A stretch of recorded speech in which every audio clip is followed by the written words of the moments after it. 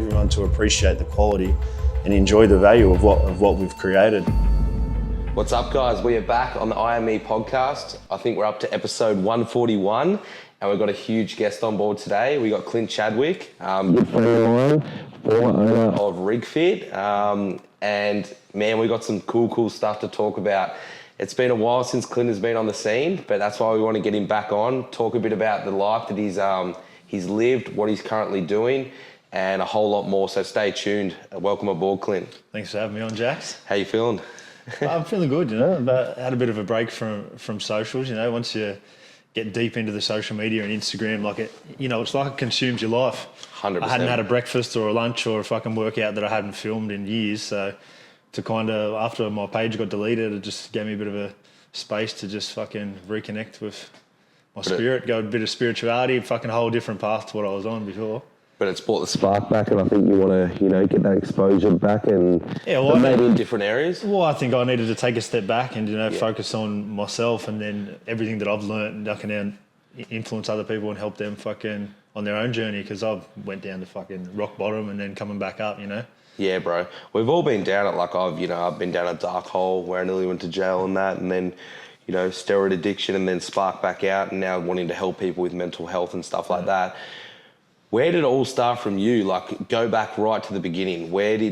Talk about Clint as a teenager, or even as we were saying, when you went to juvie. Nobody knows about that, you know what I mean? Yeah, well, fuck. When I was born in Lithgow, so I started out in the country in Lithgow, and then I got fucking kicked out of my first primary school. I was pretty naughty. So I've been to 2 primary schools. Then I went to Lithgow High School, was my first high school. And that was a pretty rough high school. There was lots of fights and stuff. So I ended up getting kicked out of the high school, and when they ended up going to a Catholic school. It was called La Salle. That was at Lithgow. And then my mum, we moved to Bathurst. So I ended up going to 4 different high schools. So I went from 2 in Lithgow, went to Bathurst, did my year 10, finished year 10 there, and then we moved to Richmond, Western Sydney. So I started year 11 there, and then fucking just dropped out and wanted to do an apprenticeship straight away, but the first place I started working was a mushroom farm. Funny Pretty funny after having a few magic ones. But I started at a standard mushy farm. Yeah. And then as soon as I fucking turned 17, I got a fake ID. The same day I got my license, and I was playing footy like for Hawkesbury City. We won the under 17s grand final. We lost the under 16s to Doonside. We were playing against Andrew and David Fafita. Most people know who they are now from the NRL. They were good players back then. So we played against them. They beat us, and then as soon as the footy season finished, I fucking started getting into real like partying and taking pills and stuff, and then ended up going fucking deep down the drug scene for a few months, and then one thing led to another, and I was just fucking introduced to a few different people. And the first time I had a pill, like, it just fucking opened me up to a whole different world of, like, I was connecting with people. Like, this is what drugs do, though. I was going around telling people I love them, like meeting people. Like when I was playing 16, 17 footy, you're going out with the footy boys, and you're staying in your own little clique. You're going to parties, but your boys would end up punching on with other boys. Like, it was never very like inclusive of everyone. Yeah. The first time I had a pill, started like connecting with boys that I used to fight against, and just like it just really opened up a whole new world for me. And then, like I said, after footy, I fucking started to find like what was the best pills that were out there, because if you're going to take it, you wanted to find something that was the best. And one thing led to another. I met a few older boys that were like pretty heavy duty, and I started fucking pumping heaps of pills, like 500. Pumping as in taking or selling? Selling, because heaps of people were taking them, but when I'd go to a party or a club, like people would say, fuck, look at, I was just charging. Like, they're like, bro, they're like, what are you taking? And I was like, fuck. And then I ended up fucking started to get for other people. One thing led to another. I had to fucking run from Western Sydney to the city to fucking Castle Hill. Like, I was all over the place. And then one day I fucking went to Castle Hill Tab. I had a drop that I used to go and drop fucking pills to Castle Hill Tavern every Thursday. And they were doing an investigation, a sting there. And one of the boys that I used to drop off to, he was selling to an undercover. So he goes to me, he goes, Chad, he goes, can I introduce you to my mate? He goes, he wants to get some of they were pink hearts. They were like pink heart-shaped pills at the time. I've heard of them. And they were fucking cracker. Like, I don't want to promote. I don't want to promote drug use, but I'm saying this is my story, and that's. Nah, man, we're keeping it real, so 100%. Anyway, he introduced me to this guy, his mate, and I started selling to this guy, and the guy was an undercover. Yeah, right. He was telling me, he goes, I'm a Jetstar pilot. He goes, I fly him to WA. We get $50 a pill. So I sold him 53 times. And then on the last one, they had a fucking wiretap, full camera, like full sting. Wow. And I agreed on a wiretap to give him 500 pink hearts. And fucking, so on the way home, I got fucking, so I'd agreed to it. So the next one was the time they were going to get me. Yeah. Because that was like a bigger weight. But on the way home, I got pulled over for speeding. And fucking they went through the car and they like did a random search on the car, didn't find anything. And then they were just about to let me go and they fucking opened my wallet and had a gram of fucking coke in my wallet. Wow. I was 17, I used to fucking sniff coke to play Oztag. Every time I'd have a few lines, I'd get man of the match, and when I didn't, I wouldn't win. But fucking anyway, so they pulled me out, searched me, and I ended up fucking having like $4,000 cash in my pocket, like 80 pills. Yeah. So they arrested me, took me to the station. My mum fucking got called. She came to the station. She nearly got arrested for like trying to break into the little fucking glass box, and she was going off saying, you've ruined your life, this and that. So I ended up getting bail for that, and I messaged the undercover and I said to him, I said, look, bro, I'm done, you know, like I'm not doing it anymore. I said, I'm going to cancel the deal. And I just thought, you know what, I thought that was my warning or my wake up call. A few days later, I was on the way to Oztag and pulled up at the fucking the service station. And you know how you see like the undercover cars where they've got the lights and stuff? And so I was looking at it and this car was next to me. I thought, fuck, this is a detective. And I was looking at it and then he put the window down and like looked out the window at me and I was thinking, oh, fuck. I thought, what's this guy like, the look he gave me. And then they followed us for a bit and then they fucking pulled us over and then he goes, come up to the window. Like, didn't even go to the driver's side, come to the window. He goes, Chadwick. He goes, yeah. He goes, you're under arrest. He goes, get out of the car. And I thought, what? I said, I haven't done nothing. I said, I've got arrested last week. I said, I haven't done anything since. He pulled out a folder. He said, brother, he goes, we got you. And I was thinking, fuck. And then it just all came fucking crumbling down. I ended up spending a year and a half in juvie with no bail. Spent the whole time in there and fucking... It was just a big like shift, you know. I just won the under-17s grand final, got players player and life members trophy for best player in the grand final. And at that time, my vision was to play for Penrith, you know. Yeah. And so it just. So what age did you go to juvie? I was 17. Yeah, wow. So it was a few weeks before my 18th. So if it had been 18, it would have been way worse, but the way that it worked out for me was just pure luck. Yeah. I want to keep this like real raw, nothing off limits. Yeah. What did a typical day look like in terms of how much you would take in terms of pills? Yeah. And how much would you sell roughly a week? Like let's go into, you know what I mean? Like how much would you actually move? Like... Well, I wasn't taking them every day because I was a first-year apprentice when I was taking them. So back then, this is like 2006, I was making probably $250 a week as a first-year apprentice fitter. Yeah. So obviously you can't eat many pills on a fucking $200 budget. So the first time I had it, I got hooked, and then eventually I started getting probably 20, 50 at a time, and then it just got to the point where everybody in that area, because I was very well known in that area, everybody knew me. So they'd see me on it and they'd just come to me, and I went from getting 20 at a time to then getting 500 at a time. So the older boys would just give them to me and say, fucking here you go, just get rid of these. And because I was very well trusted, I'd always bring the money back. But it'd really start from like Thursday night to Sunday where you'd be fucking having a fair few. Like there wasn't really a limit. Yeah. But then it just, as you get sloppier, like back then there wasn't really undercovers and stuff in the fucking venues and stuff. Like, we were pretty red hot. We were just going around with little Tic Tac packets and like Mentos things and just fucking handed them out.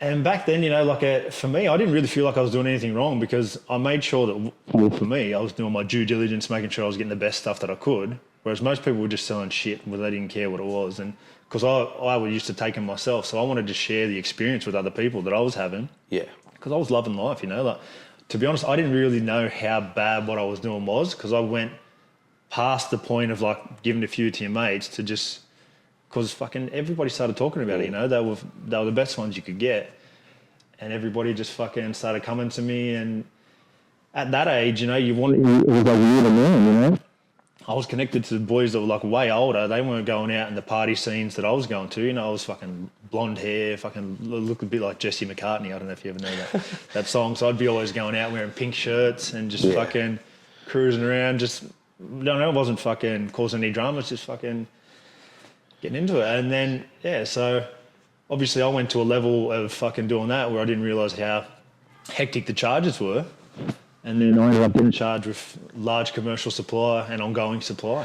So what was it like? Obviously, you were taking pills, you know, pretty constantly before juvie. Yeah. What was it like going from obviously you couldn't take them in juvie, could you? No. So what was it like going cold turkey, boom? Was that hard or not? Oh, bro, it was like full rattled the whole world because I was 17. I was almost 18. Yeah. So I was planning to have my 18th, planning like hectic 18th birthday, fucking like going all out. At the time I was making probably $5,000 a week. Yeah.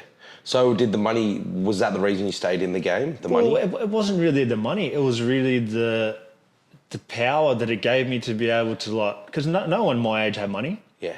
When I'd go to the club, you know, I'd take 5, 6 girls and my friends' girlfriends to the bar, buy everybody shots, you know, get penthouses in the city. Like, it was like a tool. Like, for me, money's a fun token. The more money you got, the more fun you can have. It's a lifestyle. And I found a way to earn money, and it just took over, you know. I didn't really feel like I was doing anything wrong. Nobody was getting hurt, you know. It's a victimless crime. Nobody fucking got sick or died or anything like that, so... Yeah. Explain, because, you know, not many of us have been to jail, if not juvie. Yeah. It's a real interesting topic. Like, what actually was it like to be in juvie, and describe a typical day in juvenile? Well, when I first went into juvie, it was... Did you get depression? Yeah, it was pretty hectic because, like, realising how serious what was happening, like, because I didn't get bailed, you know what I mean? I went straight, got locked up, and then just thought, fucking, what the fuck's going on here? And then they ended up having me in there, and as soon as I went in there, just fucking shaved my head because I had, like, long blonde hair. And I'm like, this is not a fucking juvie fit. So I shaved my head, got my mum to bring me in some Nautica fucking shirts and brought me in some TNs, some new shoes. And fucking just try to blend in as much as I could. But the second week I was in there, fucking... That's when it hit. I was sitting there and it kind of hit me, and one of the boys fucking walked past, and in the morning you'd get like a tray with your toast, you'd get a little juice and a popper. That's almost what I was going to ask you. What was so I'm walking along with my little tray, get your juice, your popper, and I've gone sat down, and then this fucking redhead guy walked past and took my milk. And I just sat there and I just thought, fuck. And I thought about doing something, and I just thought, fuck it, I just thought, let it go. I sat down, and then I got locked into the cell straight after that. And next door to me was a massive Samoan guy from Liverpool. And he was sitting there and he goes, there was a little doorway between our cells. And he goes, brother, he goes, what the fuck happened at breakfast? He goes, you let that guy take your milk. He goes, you can't let that slide. He goes, you'll be a bitch while you're in here. He goes, bro, in the morning, he goes, you go out and get him. And I'm like, fuck it. I'm like, all right. And back in there, like in juvie, if you swear mothers, it means like you swear in your mum's life that you're going to do something. Yeah. So I'm like, I swear mothers in the morning. I'm like, I'll go out and I'll hit him. And I've fucking all night, this is the first time I've ever sworn in my mum's life. Yeah. I'm sitting there all night just thinking about going out and hitting this guy. So I'm sitting there fucking, as soon as I come out, I was mopping the floors as part of my role, and he was spraying the windows. So there's like a little fucking hallway that goes to the exit of the unit. And I waited for him to get right to the end so I could fucking get to him before the guards would come. He got to the end, he was spraying the windows, and he turned to like spray at me. And I just fucking dropped him off and ran down the hallway and just went, hit him in the jaw. Bro, his jaw came off, like snapped in 4 places. And he goes, what did I do? I had a full seizure, and I was like, what the fuck have I just done? Like, I've just... Yeah, fuck. Look, have you ever seen the South Park where the fucking Terrence and Phillip, their head come off? It was like that, and I was like... Did everyone jump in, or was it just... No, nobody jumped in. It was fucked. But then, because they were GM up, saying nothing was going to happen to me for like a couple of hours in the slot. Yeah. So they locked me up. Next thing you know, cops came and arrested me and took me out of the juvie and took me to Penrith Police Station and charged me with grievous bodily harm. Wow. So I've been in there, just got in there for pills. And then next thing you know, I broke this guy's jaw, and fucking all the Islander boys and that, they're like, yeah, Rocky, because they hated this guy. He was a big mouth. Yeah. So they loved me, but then this guy ended up nearly dying because he had to get his whole fucking jaw. Have you ever seen like the Frankenstein thing where they like bolt their fucking whole face back together? This guy had to get his whole face reconstructed, and he picked the stitches out of his head. And there's obviously dirty conditions in there. He had a big head infection. I remember I was sitting in the cell one day, and one of the guards come in, he goes, Chatty, he goes, I don't know how to tell you this, but the guy, he's in hospital. He's almost dead. He's like got a fucking infection in his head. If it goes into his brain, he's fucked. And I'm just sitting there thinking, fuck, like I've come in here from selling pills. Next thing you know, I fucking got G'd up to fucking knock this guy out. And this is what happened. So I had to learn to find a different way, like how to survive in there. So after a few weeks in there, I fucking got into another fight. I ended up having a fight with Junior, the Samoan guy that was in the cell next to me. He was cheating in cards. So they ended up moving me to another unit where all the hectic boys were. And I was in there and I was thinking, fuck, like I had to find a better way to like survive in there because I couldn't keep fighting, you know. Yeah. One fight and I'm already charged with charges just as bad as what I was in there for. So one of the guards come past one day and I had 2 brand new pairs of shoes in there. And he goes to me, Chatty, I like your shoes. I said, what size are you, boss? Or chief, whatever I said to him. And he goes, and he's half size. I won't mention what size, but he's a half size like me. And I said, half sizes are hard to get, aren't they? And he goes, yeah. I said, you want my shoes? He goes, what? I said, do you want them? I said, take them. He picked them up. He goes, all right. And he walked out and then he goes, what do you want? I said, bro, bring me in a pouch of White Ox, some papers and a lighter. That's it. He goes, all right. Next morning he come around, fucking threw me a pouch of White Ox, and I didn't smoke, but I was seeing the boys in there were fighting each other and stressing out because they couldn't smoke. Yeah. So I'd go around giving the boys smokes, fucking buying people's food, and by having the smokes, I was able to fucking like look after boys in there and just, I didn't have to fight anyone anymore. Do you know what I mean? Like I was helping everybody else because I'd give everyone smokes. From my cell, there was like a fucking little hole through the bricks and I could light a smoke and send it through the whole line of cells. And fucking everyone would be cheering like, fucking going, yeah, fucking, because of White Ox. I don't know if you ever smoked it, but you'll get a fucking heavy head spin from it. It's pretty hardcore. But yeah, I didn't smoke, so I found a way to, I guess, use my entrepreneurial skills to survive in there and network with boys to fucking make my life easier. My cell was like a fucking 7-Eleven. I had loafers and soaps and chips and things. So post juvenile, is this what's everyone obviously knows you probably the most as founder of RigFit? Yeah. Is this kind of what sparked you to bring out the clothing brand and do your own business? Well, after I got out of juvie, I had 2.5 years parole, so I had to learn to like fucking. You got to behave yourself, otherwise you're going back in. And the last thing I wanted to do was go back in. So I was like, fuck, I've got to find another way to make money. And for the next few years, till I was about 25, I was just partying heaps. Like I was probably well known most for just being crazy partying. Like all my friends were like real older boys. Like I had access to the best coke, the best pills. And like when you're going out partying with different people, like Australia's probably got one of the biggest drug cultures in the world. Like every second person loves the party, fucking whether it's get on something, everybody's on something. And to me, like as long as you're doing it in a safe setting, it's not that bad. People should be able to do what they want. But I wanted to just get out of that world because everywhere I was going, everyone wanted to party with me, and I was known for being heaps loose. And I was like, fuck, surely I've got something better to offer the world than just being a loose cunt. Yeah. So I just thought, fuck, what can I do? Like what can I offer the world other than just fucking getting partying? Like I'd been all over the world and I went to Tomorrowland, went to fucking Coachella, Holy Ship, I don't know if you've heard of that. Ultra Music in Miami. Like I went to all the best festivals all over the world, like chasing the fucking party bars. And then I thought, fucking, I've got to do something else. So I was at work one day and I was working at Mount Piper as a fitter and turner. And I was sitting there and I was making probably like $2-3 grand a week on a good week. And I was thinking, fucking, there's got to be a better way. So I Googled modern day millionaires on my phone. Yeah, right. And it said develop an app or online store because you've got to be able to make money in your sleep to be able to fucking to make millions like these days. So I thought, what kind of online store could I make? And at the time I was spending fucking heaps of money at Glue, this clothes store. Yeah. So I'd go into Glue and always buy new shirts, new pants, and I was like, I never really loved what I was buying. I always felt that the shirts could fit better and there was just like the stretch, like nobody had that.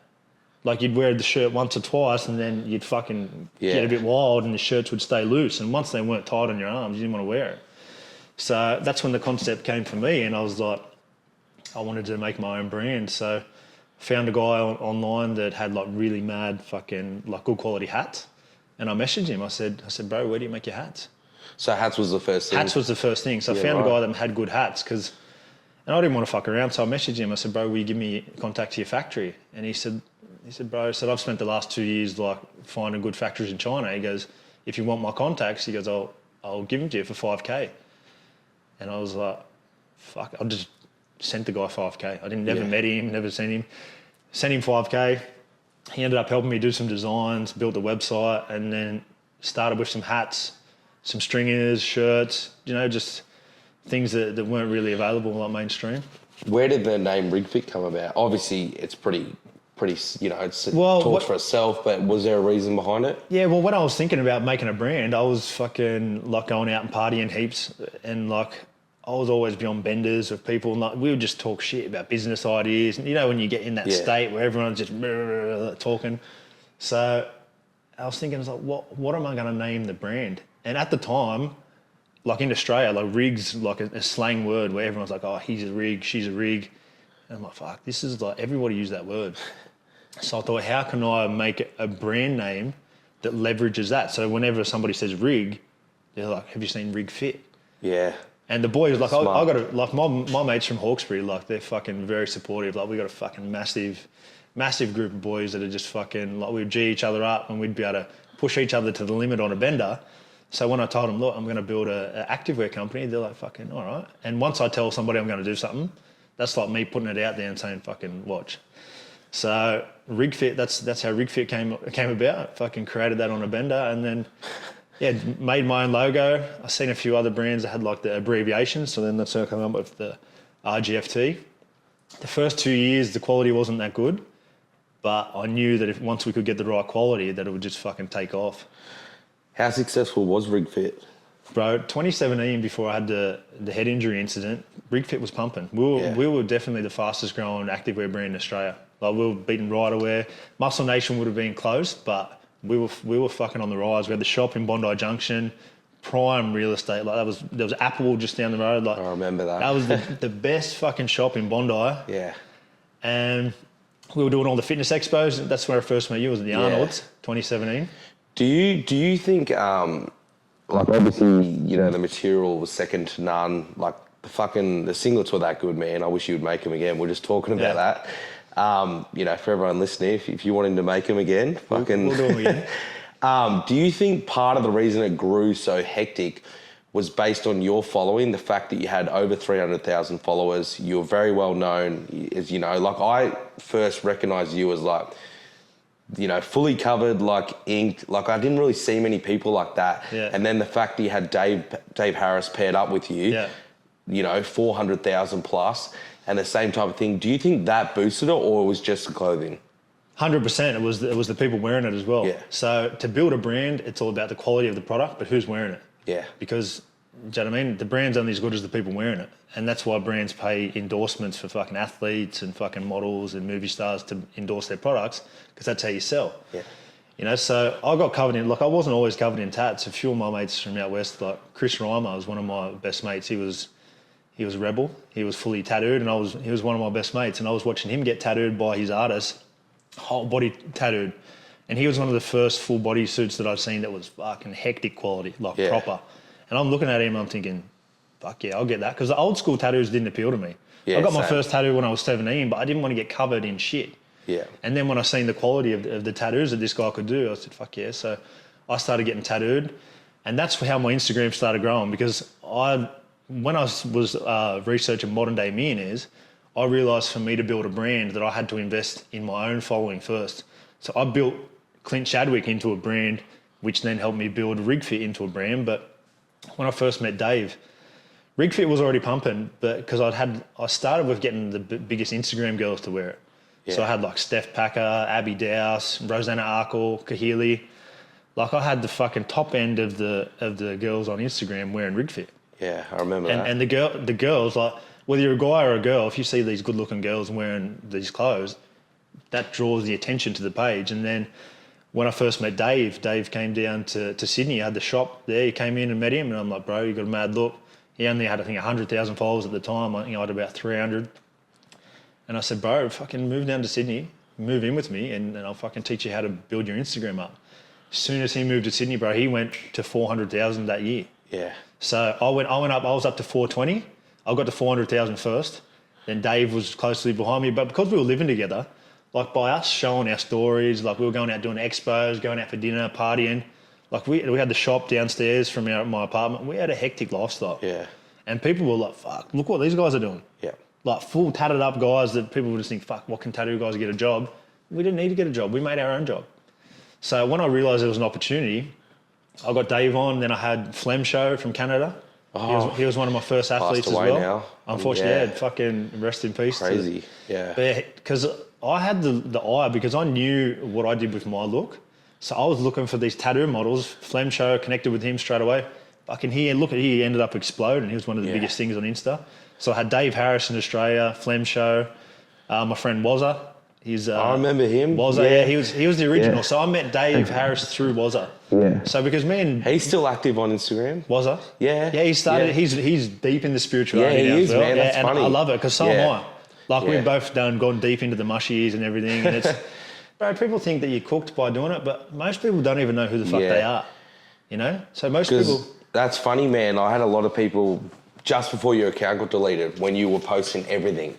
Like fucking spiritual, mushies, this, that. Yeah. So many people reach out to me like acting as if the fact that you were talking about mushrooms was such a bad thing. Yeah. And it's like, realistically, like it's not. Do you know what I mean? It's not. And but the thing is, when you go too far too early, people think you're crazy. But then in another 5 years, they'll say, fuck, this guy was a genius. He found something that was, it's ancient fucking knowledge that's been suppressed. You'll see the Johns Hopkins University. I've read all these studies about mushies, and when 2020 kicked, when the fucking pandemic happened, fucking RigFit stopped. Like we had a big investor that was fucking going to put money in, and the contract just everything fell to shit. So we ran out of stock. I had big overheads. I had fucking influences on fucking wages and different things, and everything just stopped. So 2020 was the first time where RigFit wasn't running. So I started doing more research into like what the fuck's going on. Like they shut the borders, no travel, lockdowns, and I thought, what the fuck's going on? So I took all my energy away from like studying social media and online business to like focusing on, people call it conspiracies, and like figuring out what the fuck's going on in the world. And then as I started to realise, I was like, fucking, the only thing that I could control by being locked like in the state, like in the country, we weren't able to travel. So I thought, I was researching like astral travel, which is like how you can like physically you're here, but you can go like outside of your body. And I started deep into the mushies and doing some ancestral healing. And I've got a book at home, and it's like all the different trips that I did with different doses. And then eventually the biggest one I did was 12-12. So 12.12 grams. And when you're doing doses like that, like it's so intense because since we're born, we're programmed. So you're programmed like you're Jaxon, you're Australian, you're fucking this, you're that, you're this religion. But that's not who you are. That's your programming, that's your conditioning. And fucking, you go to school, they teach you how to be a good slave, a good worker. They don't teach you how the monetary system works. They don't teach you how to fucking do your taxes, how to start a business. It's not about that. You look, because I've been in the juvie, you watch how the juvie schedule is and the school schedule. It's all just designed to condition you. And when I started doing the mushies, I realised that it was changing my perception. And after I had the head injury, I wanted to find a way to heal. I was going to the fucking neurologists and psychiatrists, and they're trying to give me all these putrid meds that they were fucking me up. And I was like, this is not helping. And I was like, after the injury, I went down a full rock bottom spiral because I've always fucking had like a real creative mind. And it was like a gift that I knew that I had. But it didn't matter. Like if people say to me, oh, you're short or something, I said, bro, fucking, you're tall. Good for you. What are you doing with it? Yeah. You know, like there's a lot of fucking tall people out there that fucking, what are they doing? So you look at every political party, everyone, they're all owned by the same financial system. It's a whole different conversation. It's a whole different conversation. Like people say left, right, Republican, Democrat. Yeah. All the same. Every lobbyist, like let's say I go to you, hey, Jax, you want to be fucking Prime Minister? I'm going to invest $1 billion in your campaign. I'm going to make a fucking PR campaign to make everybody think that you're the next big thing and that the world needs you. If you've got enough money to do that, you can do whatever you want. And these guys, they print money. They've got a money machine. They just print it. Since money's not backed by gold anymore, we're playing with monopoly money. It's called fiat currency. Yeah. So you've got a note, $50. It's legal tender, but it's plastic. Yeah. It's got no value of its own. Whereas before, I think it was like the 70s went off the gold standard, that note could be exchanged for gold. So gold has physical value. You can use it to fucking make lots of different things, you know? It's in computer chips, it's in lots of different things. So that has a value. Whereas this plastic money has no value. People are killing each other for plastic. Like, it's just fucking cool. It's crazy. What brought you into, like, obviously the spirituality, but then into all the eating aspect of things that you do? Like, I see you know, I follow you religiously. Like, you went vegan, obviously, which is a massive hit. And then just all the little things you were adding in. Was that, like, what was the reason behind that? Longevity or the way you feel? First, I went pescatarian because after my head injury, I was fucking going to the doctors and stuff, and I ended up doing my own research and found a Dr. Sebi. I don't know if you heard of him, an African doctor. He was talking about an alkaline diet and how you can cure all these diseases and regenerate tissue by changing your diet. And at the time, I was eating, like 2017 when I had the fucking shop and doing all the expos, I was spending maybe $1,000 a week on Uber Eats. I remember. I was getting, I'd get the air tasker, I'd fucking order them. They'd bring me like, I'd put $100 on for someone to go through the drive-through at Krispy Kreme. I remember you used to bring me hot donuts. The guy would come there with fucking like 2 boxes of hot donuts. I'd eat them before they'd go cold.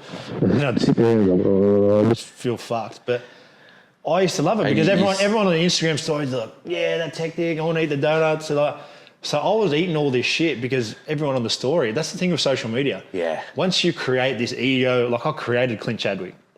Like for me, I didn't want to show like that I was an ex-drug dealer, fucking all friends were bikies and shit. I didn't want to show that image on social media. Until fucking Sunday night tried to make the story and then said we were Instagram gangsters. Like, we never wanted to be a part of that. They said we were going to do a story on bad boys of Instagram. And at the time I thought, you know what, there's no such thing as bad publicity. But the way they changed that and try to portray us as gangsters, I was like, that was pretty fucked. Yeah, I remember that. But anyway, so going back to the story, so when I was seeing the doctors and everything about trying to heal, I went to the neurologist at the head injury clinic at St Vincent's, and I said to him, bro, like, I'm started eating heaps more veggies. I'm on a pescatarian diet first. I said I'm doing intermittent fasting and different things, and it's really helping my mental clarity and like with the headaches and everything I was going through. And he's like, nah, you shouldn't do that. And he's like, tried to push me away from it. And I thought, what the fuck? These guys, the doctors have no idea how to heal people. Yeah. They just want to give you medications and treat you. So the more that I started to learn about like organic foods, and after the head injury, I was super sensitive to food. I couldn't eat Krispy Kremes anymore. I couldn't eat McDonald's. My body would literally like reject it. So I got to the point where I was like, fuck, I literally got guided to like what works for me and just shut out like what the whole world is, because everyone that's a bodybuilder eat chicken, broccoli, white rice, fish. I think that's it. But what most people don't realise is they're taking fucking HGH, Clen, Tren, Anavar, fucking Primobolan, like all this other shit. So that's the real diet. Like chicken and broccoli doesn't make you jacked. Yeah. So 100%. That's the fuck thing about the fitness industry. It's so fake. It's so fake. Yeah. And so I was at the point now where I'd been in that fake life. I'd taken gear, I'd looked mad on Instagram, and I was like, but was that health? So after the head injury, when you lose your health, you realise that you're not rich unless you're healthy. You'll see people that are billionaires when they're about to die, they'll trade all their money to get fucking healthy again, but it's too late. So I went down the fucking pescatarian part first, and then I was in Thailand. I ended up getting fucking food poisoning from salmon. I was eating heaps and heaps of fish. And then I was sitting in Thailand in this fucking villa, and I was throwing up and shitting at the same time, like hectic food poisoning. And I thought I was going to die. The lady come in, she goes, you have to go to hospital, you're losing too much fluid. And I said to the lady, look, I'd rather die here in the bed than shit myself in the car on the way to the hospital. Yeah. I said, give me the pills, whatever you want. And I was sitting there and I was having like visions, and it was showing me how putrid our oceans are. Every shit you've ever done, everything you've ever flushed down the sink is in the ocean. Seaspiracy. Seaspiracy, that's come out now. Fuck. The fish are swimming around, eating plastic, shit, rubbish. The ocean's putrid. Yeah. So I stopped eating fish, and I thought, you know what? So I went vegetarian after that, and then I started eating like 16 eggs a day. But then I'd eat so many organic eggs that I could feel the bacteria in the eggs was like making me feel sick. So then I got real depressed after fucking one night. I went out and I went out for fucking Halloween, and I didn't like drinking after my head injury because I went out one night to a hot candy party. One of my friends, Trish, she runs these parties. So I went out and thought, fuck, I'll try and socialise.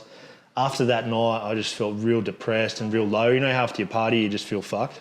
Yeah. And then I said to my mate the next day, I said, bro, I'm ready to try DMT. I said, I want to see there's something more. I said, there's got to be more to this reality. So he goes, he brought some DMT around. I had DMT and I was like, had like a 15-minute out-of-body experience, like to another dimension, and came back and I was like, it was telling me, stop eating fucking vegetarian, like stop eating eggs and all this shit. And it's like, whatever the entity in the DMT was saying to me, raise your vibration. So I Googled how to raise your vibration. So everything we eat, it's not just protein, carbs and fats, everything has an energy. So when you're eating animal products, it's a low vibration or it's dead energy. Whereas like fruits and different things that are alkaline, that raises your vibration. So everything you eat, it's either raising you up or bringing you down. What's some of the highest vibration foods you can eat? Like organic berries. Mostly fruits. Yeah, right. Fresh fruits. So, and then it's so fucked because the fitness industry is like, stay away from fruits or you get fat. You know what I mean? That's the thing. But whole fruits with the skin and everything is super healthy. Yeah. But if you're eating apples and strawberries and stuff like that, if it's not organic, there's a thing called the dirty dozen, and that's the most heavily sprayed crops on the planet. So strawberries are sprayed with that much fucking pesticides and Roundup, it absorbs into it. So if you eat the strawberries, even if you wash them, you're eating poison. The farmers wear a full biohazard suit to spray them, and people rinse it with a bit of tap water that's full of fucking fluoride and chlorine, and then eat it. So that's very interesting. Yeah, and the thing is, like, I went through it's taken me a few years now to really adapt and understand, because you've got to be able to get your minerals and stuff. So that's why Dr. Sebi got me on the CMOS, Shilajit. Bruce Lee used to take a Shilajit. So you look at people like this that like, everybody that gets killed for like reaching certain levels of like spirituality or like mastering themselves, they all die. Yeah. And there's a reason is because they have knowledge, and the people that control the world, they don't want you and I to know that we have inner power that we can unlock, because they don't want a strong population. They want a docile, dumb population that'll walk up and fucking get triple jabbed and fucking do as they're told, wear a mask. My grandfather had a sheep farm, and I watched how he'd get a couple of dogs to round up hundreds of sheep. And that's what the government does with the cops. Yeah. What's a typical day of food look like for you now? For me, so I start the day, I have an alkaline shake. I'll have like blueberries, strawberries, 6 dates, and then I'll put in walnuts and coconut water. So that's my breakfast. And then usually, sometimes before that, I'll have a ginger and lime tea. Yeah. And then the first thing I'll have is like organic spelt toast with avocado, tomato and mushrooms. So why the spelt toast? Just quickly. Spelt, it's one of the alkaline grains from Dr. Sebi's list. Yeah. It's one of the most ancient grains, not sprayed, organic. Like, most people think they're gluten intolerant, but they're fucking pesticide intolerant, because the seeds of the wheat is genetically modified to have 10 times more Roundup on it. Yeah. And the pesticides causes leaky gut, not gluten intolerance. It's GMO food that we shouldn't be eating. Like, people eat McDonald's. I was thinking eating it the other day. I used to eat McDonald's 3 times a day, and bro, I remember I did a nugget challenge once. I bought 200 nuggets. Yeah. I nearly died from eating these nuggets. I ate about 80 of them, and I never felt so sick after that. I had like a nugget hangover for 3 days. The one time I eat fucking Macca's, I've seen the story. I watch it. I watch every time I see someone eating Macca's now. I'm just like, I don't judge. You know what's so funny, man? I actually had 4 people reply to that story because I put up the anxiety thing the next day. After. I swear on my life, 4 people said the reason you had anxiety was because of that Macca's. Yeah, 100%. I was like, what the fuck? That's minus vibrational food. Yeah, I was like, wow. What did you? So you've done breakfast, lunch, and then what's the rest of the day look like for food? See, because when you start your day, by having the healthy sugars in the morning, the dates and the berries and the coconut water, that's super hydrating, and we need sugar for our brain. Sugars and fats, like the avocados and the berries, because the brain's a muscle. Yeah. So if you're not feeding your brain, doesn't matter what you're trying to feed your muscles, you're always going to feel like shit, because this controls everything. So at the end, through the rest of the day, I'll have like pasta, or I make heaps of organic pizzas. Okay. So I get spelt flour, put mushrooms, tomato. And the pasta's spelt too? Pasta, yeah. You can have amaranth as well. Kamut is another one. There's a few different ones you can have, but spelt's my go-to. Yeah. It's interesting, man. Like, yeah, a lot of people don't really know how to eat vegan, so it's good to... Yeah, well, this is the thing. Most people go vegan and then they eat heaps of tofu. I don't eat tofu. Tofu is not food. Look at it. It's like a little Lego blocks. That's what everyone does, like, low-key vegan people. They're like, oh, we'll eat tofu and tempeh. Nah, because that's, you know what I mean? That's where they think they need to get their protein from, because all these vegans are copying other people that are fake fucking vegans. Yeah. If you want to be a real vegan, you got to eat whole foods, not shit that's processed. Like, one of the fucking most genetically modified crops on the planet is soy. Yeah. Soybeans was used to make industrial glue. I don't want to eat glue. I remember when I was a kid eating the fucking white clad glue when I was in primary school. You don't do that again. Yeah. What, man, it's like, it's so, you've done so much in, you know, your 30 years of life, and it's like, now you're actually putting out positive. 33 now. 33, but now you're putting out positive and you're trying to help people, and, you know, I know you even want to do your own podcast, and like, I'm so grateful for you jumping on mine and spreading a bit of knowledge and a bit about your life. But what is Clint doing as of now? What is on the horizon for Clint? Well, at the moment, since my younger brother's taken over RigFit, so he's operating RigFit now, so I've kind of disconnected from that. I'm still obviously involved in guiding him, and he's still got the factory and all the templates from everything that I've designed over the last 5 years. But at the moment, I've started Unlimited Organics. So I remember the underwear I used to have, the Unlimited undies. They were the best undies in the world. Some. Yeah, they're the best. Good. They're the best undies. So with that, as I started to do research about organic food, I did a sustainability report on my business, RigFit. And I was like, because when I was looking at investors, and I discovered that cotton is one of the most heavily sprayed crops on the planet, and it's all genetically modified. So I thought, and it's like, when you look at the environmental impact, so if I'm selling 1 million shirts a year that are fucking GMO cotton, not only am I poisoning the planet and all the farmers that fucking grow it, all those chemicals are going into the ocean and fucking cooking the ocean for the fish we want to eat. So I thought, fuck. So obviously RigFit was not organic. None of the supply chain was organic, and I thought, fuck. So I thought, how can I make an impact and still earn money? So I went to China and sourced all organic cottons, bamboo fabrics, different things, so I could start making materials that are eco-friendly. Because obviously I still wanted to earn millions of dollars creating my own products, but you want to do it in an ethical and sustainable way. Because, you know, polluting the planet, like look at all the companies that are doing it now. People don't give a fuck. It's all about money. Like, every second person wants to start a clothing brand because they know there's money in it, but they're fucking making the same clothes as everybody else. Like, most brands buy AS colour. Yeah. They're all right quality, but everybody's using the same shit. So you could go and buy 50 different brands from Australia. They're all the same. Trust me, I get sent all the same brand every day. They're the same shirt. Same brand with just a different logo. Same, yeah. Just exact same thing. Exact same thing. And for me, that's why everything in RigFit was custom. Yeah. So I took the knowledge that I've earned from RigFit to then make all custom products, like these hats. Full custom, but organic cotton. Yeah. And so as people start to catch on about their footprint and like what their environmental impact and what they're buying and what they're wearing, like, if you knew that all the hats you're wearing are fucking covered in chemicals, and then you go to the gym and sweat in it, all that shit's going straight into your body. Yeah. Maybe I need a lifetime supply of yours. Yeah, well, I've got some here for you.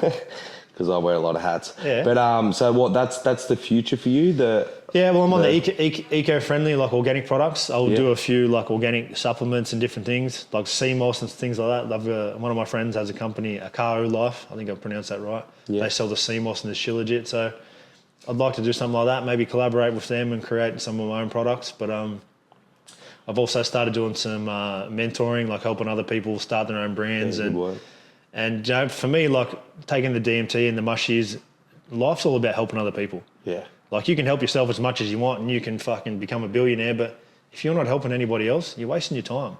Yeah. Like, you can have the biggest ego and think you're the best, you're better than everyone else, but who are you helping?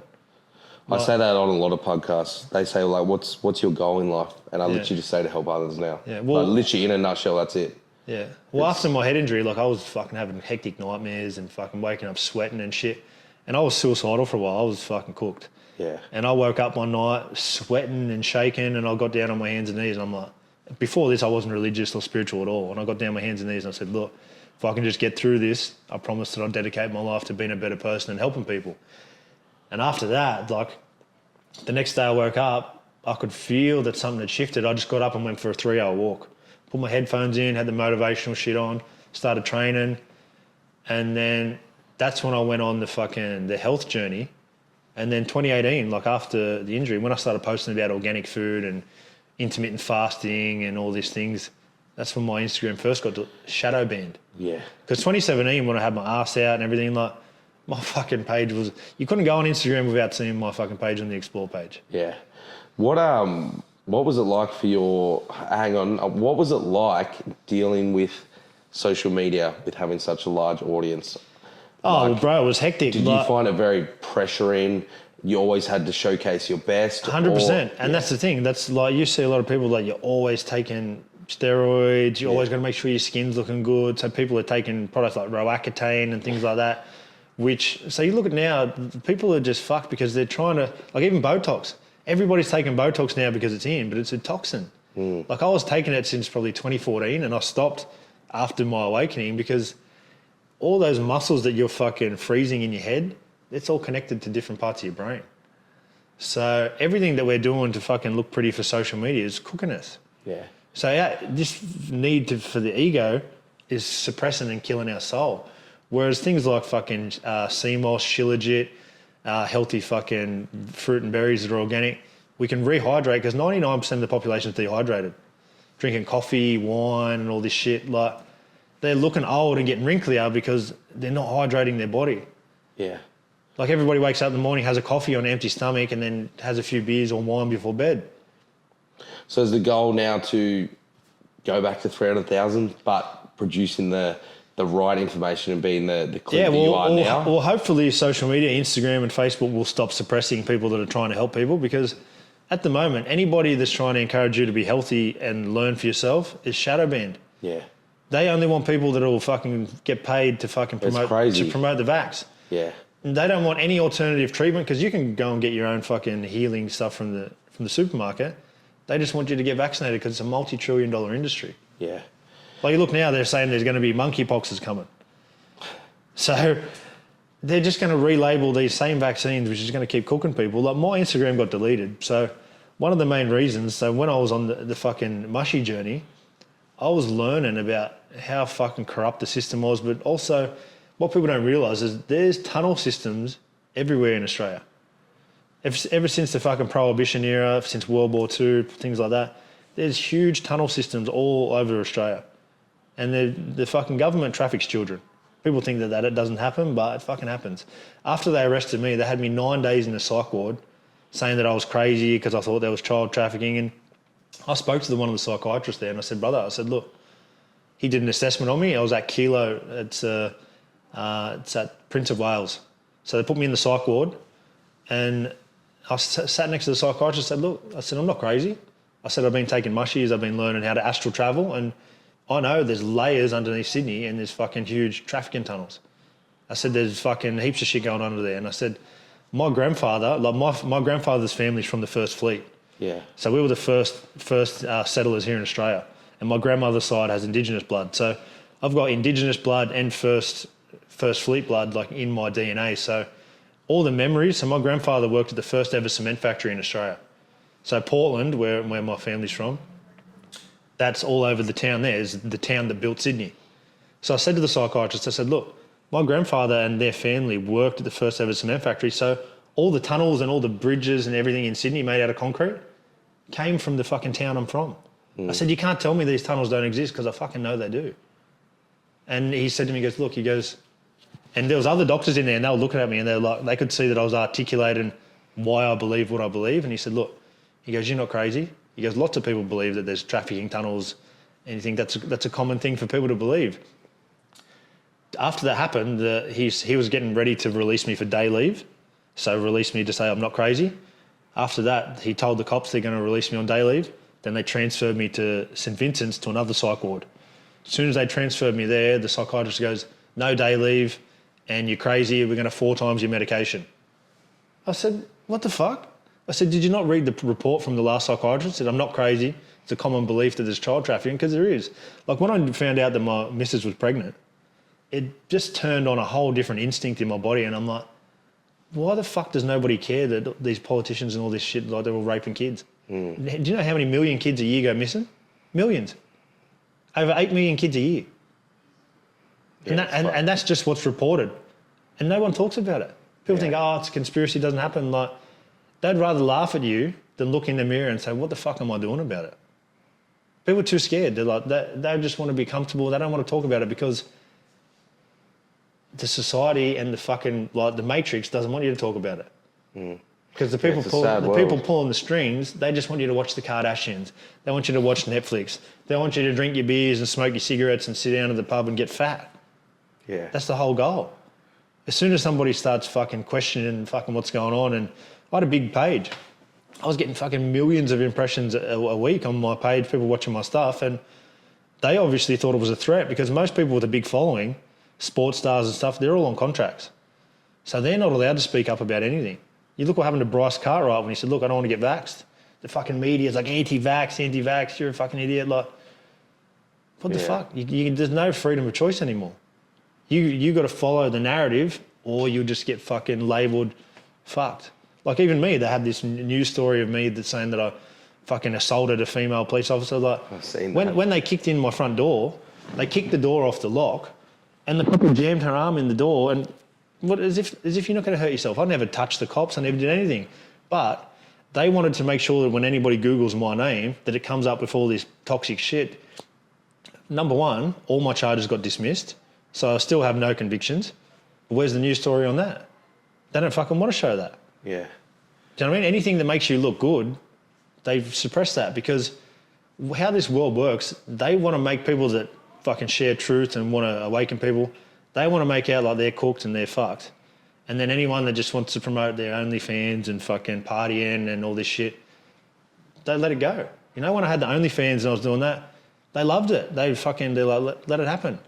As soon as you start talking about real shit. Yeah, it's crazy, man. That's it. So when I was in the psych ward, I said to the psychiatrist, I said, look, if you're going to 4 times my medication, I said, I want you to put that in writing and explain to me how you can legally do that. I said, because I'm not crazy. The other psych said I'm not. So they came and they gave me a piece of paper and I said, look, I said, tomorrow, I said, I'm going to go on my Instagram tonight and I'm going to tell the whole world what you're doing to me in here. I said, because this is not right. They got people locked up in these psych wards, fucking dosing them up till they dribble on themselves. And they're not crazy. They fucking know what's going on. But they don't have families to support them because their family's just fucking easier to say they're crazy than face the truth of what's going on. So I woke up the next day in the psych ward and my Instagram was deleted. So I knew that the medical mafia or the medical system, whatever you want to call it, they have enough power to cancel anyone's Instagram they want. And you see like Pete Evans and all these different people, heaps of people have been deleted. Yeah. So since the swine flu came out, they wanted to do this COVID shit with the mandatory vaccines with the swine flu. But too many fucking scientists and too many people spoke up about it and they couldn't do it. But then they planned how could they do it again. And they said any doctor that speaks up, any fucking celebrity that speaks up, ban their social media and just fucking kill all their contracts. And that's how you silence them. But for me, I went hardcore because I was like, fuck it, I'm not under any contracts. I made my own Instagram. I built my own fucking following. I built my own brand. What can they take away from me? I did this myself. So I guess for that's where I got targeted because they're like, the cops know fucking where I come from. Yeah. Do you know what I mean? They know my history. They know that I'm fucking... Do you know what I mean? I've changed my life, but they know that I'm very well connected. They don't want people that have respect on the street to be able to fucking tell people what's going on. Yeah. Well, it's good to see you speaking up, man. I think we need more of it, you know. Well, too many people are scared to do it, but I think it's slowly starting to change. Man, there's a fucking million things we could go into topic. Yeah, I know. We could talk for hours, but we're going to have to stop. I'd want to ask you, but I want to get you back on for a 2.0. Yeah. You know, because we're going to get a lot of feedback off of this. I want you to leave the audience with one last message. If you could leave one last message, you know, say you're going to drop dead tomorrow and you're not going to. Yeah. Yeah, well, I'm not suicidal, so if I end up dead, you know, fucking just keep an eye on what's going on because there's a lot of shit happening behind the scenes. 100%. What's a message that you would want to put out to the audience if you could leave one last word? One word? No, just like a last, you know, one word. Well, educate yourself. Just research, you know. They don't want people to research. YouTube and the internet, it's not easy to research stuff anymore because there's controlled opposition. So they'll put, for every article that's real with good information, they'll create a counter article and say, nah, that's false, this has been fact checked. Fact checkers didn't exist until people started talking about the truth. with social media, we've been interconnected in a way where I can tell a message or I can share knowledge and everyone in the world can access that knowledge. Whereas before, as soon as I started talking to my friends, fucking people would just go missing. They're dead. They get shot. They fall off a bridge. Something like that happens and they can't get their message out. Whereas now, people got to use their own intuition. Follow your gut. Start eating healthy, organic foods. If you don't want to go vegan, you don't have to go vegan. But at least start buying the best quality foods you can get because you are what you eat. So don't be cheap and nasty. Yeah, I'm a massive believer in that. What you put in your body is how you feel, what you become, etc. You heard it here first. Educate yourself. Clint said it. Where can everyone find you? What's your new page? Where can everyone reach out to you? My Instagram at the moment is Clint_Chadwick 777. And that's the best way to find you? That's the best one at the moment. I've got a YouTube there, but I haven't posted much on that. So we'll get that booming. Yeah, we'll get that. And if anyone wants to reach out to you, because obviously there's going to be a ton of questions in terms of nutrition, anything, the spiritual aspect of it all. Are they all good to DM you? Is that all good? And yeah, people can DM me, but like at the moment, I've still got hundreds of people in my DMs, and it's not that I don't want to reply to everyone, but I'll find a way where I can do like a Q&A for my YouTube and things like that, so that I can answer commonly asked questions. Because my daughter's 1 year old now, so I'm loving just being a family man and just watching her grow and enjoying the little things, because like I've spent so many years of my life just messaging everyone. You know what it's like to build a following and network with people. You've spent years of your life messaging people. Yeah. And it's not that I don't want to help people, but that's why I wanted to do something like this, so that I can get my story out there, and then I can do my own podcast and then have different people on there to discuss. Because the mainstream media won't let you have discussion. There's a narrative that it fits. If you don't want to fit the narrative, you don't get airtime. So people like you that are putting out positive content, it's good to be able to network and collaborate with you, so we can have open and honest conversations, Get people to start asking the right questions, because what's going on in the world, it's not right, and people need to start using their voice and speak up. Yeah, I love it, man. I appreciate that. And for everyone listening, please do me a massive favour, like, share and subscribe, and tag Clint in all of this. And well, maybe we can start a hashtag, bring back Clint Chadwick. Maybe Instagram will bring back the other page, because surely we've got to have some freedom of speech. Yeah, I have no doubt that it's gone forever. I really don't. Yeah. Mine got banned, and no, not banned, it was gone, and then I got it back. I've seen it happen, but what was the hashtag? Bring back Clint Chadwick. Let's if you like this, give it a share and hashtag bring back Clint Chadwick. And thanks for listening, guys, and I hope you enjoyed that. Legends.